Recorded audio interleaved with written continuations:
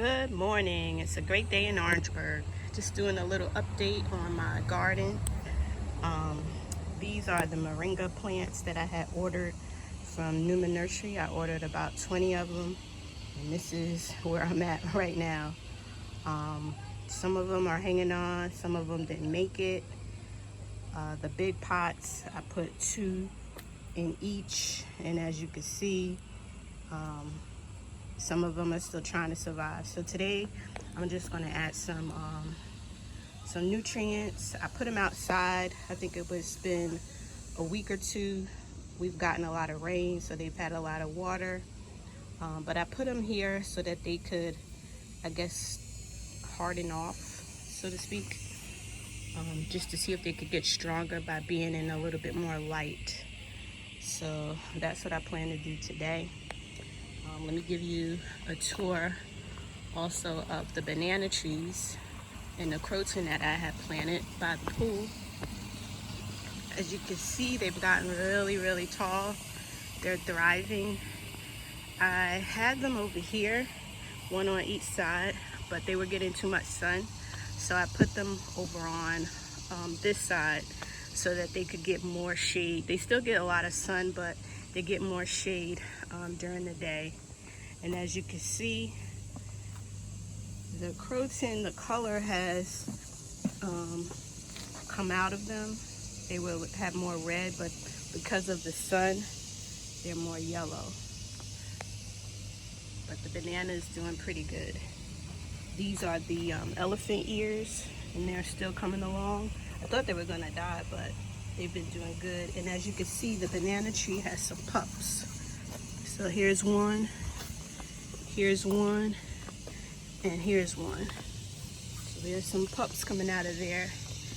I may need to take them out. And here's the other one. This one, the croton, has kind of tried to hold its color a little bit, but you can see the damage from the sun. And this has some pups. 1, 2, 3, 4, 5, maybe. And then the elephant ears right here.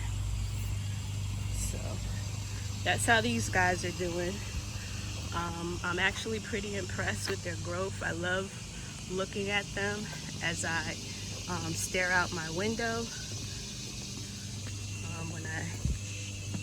When I look out, they're very nice and pleasant to look at. I wish I would have did more. So over here, I'm about to take you to the vegetable garden. Stay tuned. Okay, so now we're over by the vegetable garden.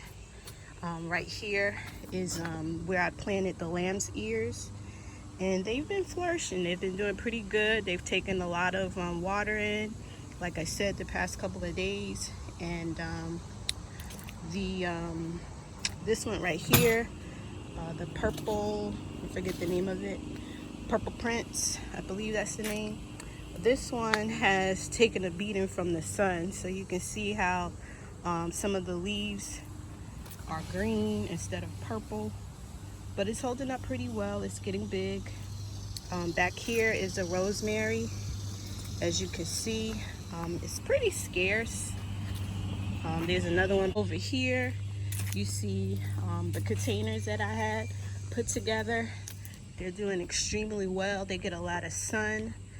The spruce isn't growing as quickly as I thought, but maybe once we get into cooler weather, maybe it'll take off and then the other ones will die out. I've thought about trimming them, but I just decided to leave it for now. So you can see the coleus, they're starting to, I think those are going to produce seeds, because you can see the John Creech sedum. There's a whole bunch of weeds, and this is the purpose that I bought them for, was to cover up the area. So I've had to do some weeding. I need to get back here and do it again. Hey, check out this butterfly. She left. She was over there. Right here is the this is, I believe, rosemary, or it's lavender. I think these two are lavender. And as you can see, the weeds right here is the oregano. It's spreading out. It's doing what I want it to do, which is to cover the area. And then here you see my Thai basil is growing phenomenally. It's probably time to cut back again. I think I've trimmed this maybe once since it's been out here. And over here is where I have my peppers. There's one still standing. I pulled out the others. We have 4 of them. And I planted some seeds. I forget exactly what I planted, but they were flowering seeds. I think some alyssum and maybe some garlic I think I planted. And then back here, my husband ran this over. This is the John Creech sedum, but as you can see, it's coming back.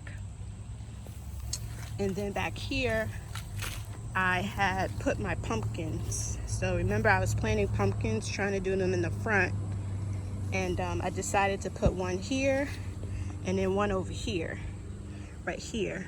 So this one died, and what I did was I pulled it and then I stuck another seed in there. So we'll see what happens. And then now we go to the garden. As you can see, my raspberries did not come in. It's been more weeds than anything, so I have to tackle this and clean that up. And back here, what I did was I was able to clean up 4 of the beds. So this one, that one, that one, and that one. And when I say clean them up, I pulled the plants that were in there. I raked the soil, and then I added some amendments.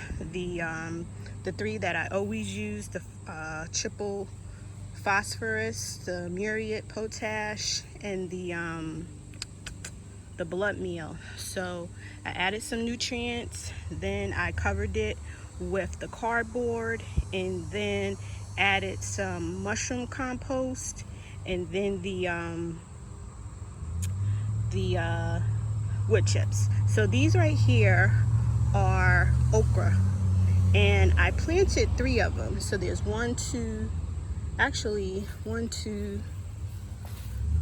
3, 4, 5. There's 5 of them, and I've been getting plenty of okra. They grow pretty quickly. As you can see, I already have 1 ready. This garden has been inundated with ants, and they travel all along here. So I'm going to address that today. Let me take you inside so you can see what's really going on. I know it looks a mess, but hey, nature of gardening. Everything can't look perfect all the time. You know, so it depends on the gardener. So here is my corn. I bought this maybe a couple of weeks ago from one of the big box stores. I have some basil in there. I did have a marigold and something else in there, and as you can see, they're gone. So they didn't last, they didn't survive. But looks like the corn is doing good. It's grown probably maybe 5-7 inches since I've gotten them. Over here, I cleaned out this bed. I just left the basil in there. And here is the green beans. Like I said, I didn't really get any to eat. It's like when I would come out trying to find them, they were hard to find, and then when I did find them, they were all dried up. But if you look up here, there's one right there. Right there, there's one. And there's one right there. It's all dried up. So I'm going to take this down. I started taking it down a few days ago, but I didn't finish because there's just so much to try to clean up. And this is probably where the ants are coming from, just eating up the dead plants. Over here, everything is cleaned out, so it's ready to get some new plants, which I've started. I'll show you that later. Here's my herb garden, and the interesting thing about this one is that a lot of the herbs died off. Some of them were able to survive. I think this one is the rosemary, maybe. But the rest of it is weeds. So I need to clean that out.